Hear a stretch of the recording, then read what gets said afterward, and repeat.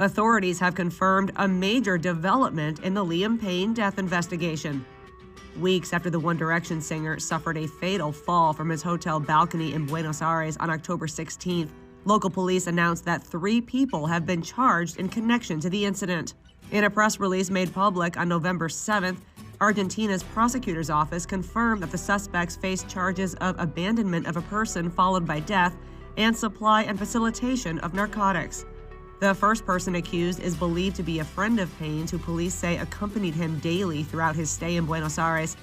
The second and third defendants, one of whom is a now former employee of the hotel where Payne was staying, are accused of supplying drugs to the pop star. It was not immediately clear when the unnamed individuals are due in court, but the release noted that a request for their arrests was submitted on November 1st.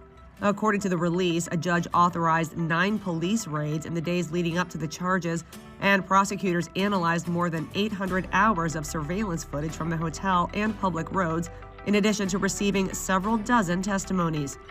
The news comes after Payne's body was cleared to be returned to his father and flown back to the UK. An initial toxicology report found a substance known as pink cocaine in the singer's system at the time of his death.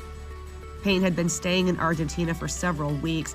His girlfriend of 2 years, Kate Cassidy, left 2 days before he died and documented her return home on TikTok. She later spoke out on the tragedy and revealed a handwritten note she said Payne had written her, in which he shared his goal for them to get married. The pop star is also survived by his 7-year-old son Bear with ex-girlfriend Cheryl. Access Hollywood last spoke with Payne in 2020, where he shared how he and fellow One Directioner Louis Tomlinson discussed their respective parenting experiences.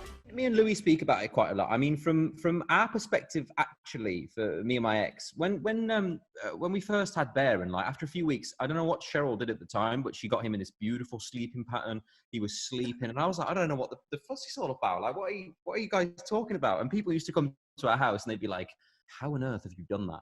Like, how have you made it work? Because people were like, he's just so.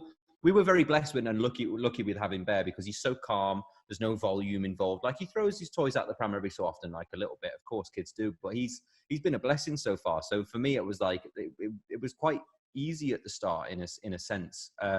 Louis just phones me up every so often. It's comforting hearing from another dad who's obviously outside the situation and has to visit and go in and out of it, and hearing the dynamic of the things going on with them and what happens in that way. And his son's a tiny little bit older than mine, so I kind of get a lot of the different lessons and different things off him in a lot of ways. Yeah.